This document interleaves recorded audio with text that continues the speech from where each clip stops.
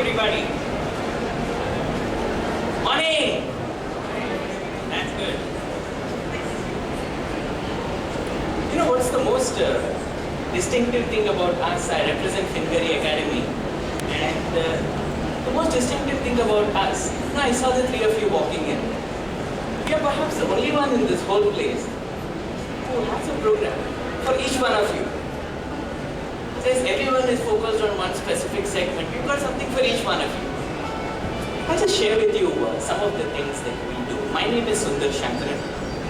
I used to work in the banking and financial services space. And when I finished working, I was more like telling myself that education is not taking care of everything that industry asks for. So why not offer programs which industry really needs? And that's how Finbury Academy came into place. We've got our centers in Bombay itself and focus on training which is related to banking and within the banking and financial services space, there are a huge lot of opportunities which exist. What we do is we help you get there.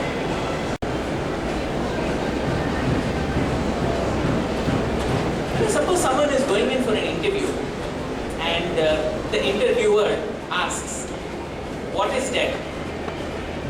And then the candidate says, debt,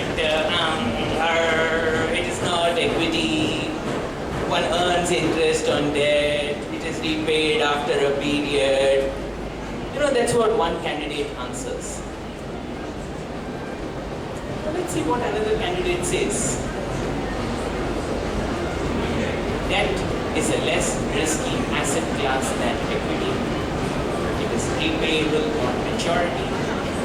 Until maturity, an investor or lender earns interest. Now, you know who gave the better answer.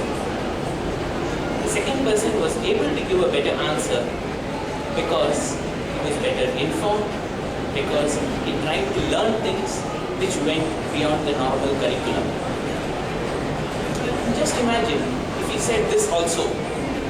Investors in this market are currently wary of private debt as it is cleared from the spreads in the CDS market. If I were the interviewer, I would immediately give him an offer letter because I'd say that this person not only knows the concept, he also knows what is now happening in the marketplace. And in banking and finance, at least when it comes to jobs, that's what is expected of people. They should be knowing their concepts and they should be able to know what is exactly happening in the market, and that is precisely what we cover as part of our programs. And that's where my own background in the industry helps in terms of getting on to curriculum which is most relevant for the industry itself. Now when we talk of careers in banking and finance, I would like to share with you that there are very two distinct kinds of careers. One set of careers is in what is called as BFS, it is Banking and Financial Services. Now, in Banking and Financial Services, what is covered is commercial banking. That's where I was talking about State Bank of India, Bank of India, all of them. And then there are many private banks, foreign banks, etc. So there are commercial banks, there are investment banks, there are broking firms, there is research firms, there's fund management, insurance, BFS infrastructure. Within that infrastructure, you've got exchanges. You may have heard of Bombay Stock Exchange, National Stock Exchange. All these are part of the banking and financial services space. Similarly, you've got depository, you've got rating, etc. It's one broad stream of careers within banking and finance. The other broad stream is when people don't join a banking or financial services company. They join a normal manufacturing company, like Tata Motors. They join a company like that, or they join a services company. It could be, let's say, MTNL, because they don't give a product, they only offer a service. So even in the normal manufacturing and service companies, there are opportunities which are related to finance. Now, these, for example, could be in the fields of financial accounting, cost accounting, management accounting, risk management, audit, process leadership, economist, corporate planning. Each of these are careers which one would see in any manufacturing company, in any service company. And while the banking and financial services oriented, there is very little that is really taught as part of normal curriculum. When it comes to financial accounting, cost accounting, etc., normal curriculum covers some part of it. But to be honest, even as I was in industry, there would be people who would finish their BCom and come to me, and I would find that even though they passed out of a very good university, you give them some data and then they can't put together a financial statement. So when it comes to actual work, there's a lot more of application orientation which is required. And that's what we try to give as part of our programs. Therefore, our students cover an entire range. They go from a CA right down to 10 standard, and we actually customize programs related to what is most appropriate for them. Normally when you join a bank, let's say you join a public sector bank, you might join as a probationary officer, then become an officer, then a branch manager, AGM, GM, ED, and then the MD. That's kind of a career path which would be there in a normal public sector bank. And this whole stretch would take you about 35 years. What a lot of people do is they work for about 10 years in a public sector bank. The training there is phenomenal, and at the end of 10 years, they move on to one of the private sector banks, and thereby they get on to a much faster career path.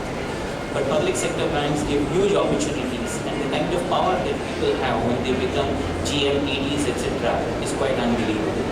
They actually become the lords of particularly the smaller towns. If you look at private banks, instead of probationary officer, you start off as a management trainee, you become an officer, branch manager, AVP, VP, ED, and then MD.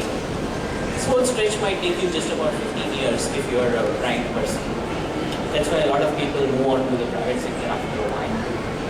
Now within private banks, while this part of it is what is called as commercial banking, which is normal giving money, there's also an aspect where people are advised in terms of how they should be managing their wealth, manage their investments, etc.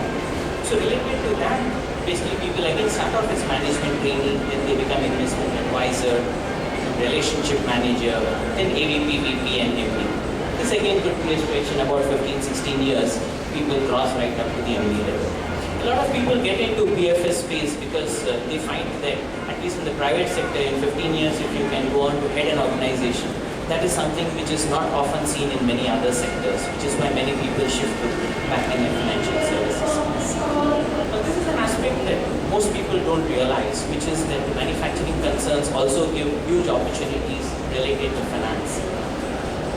Normally, one would join as a management trainee in a finance department, then go on to become an officer, manager, general manager, then a financial controller, and then the chief financial officer. The chief financial officer works very closely with the head of the company, with the owners of the company, and sorting out very key issues. The CFO is almost the most important person in any organization next to the CEO himself. How many of you are engineers? Anyone? Engineering background?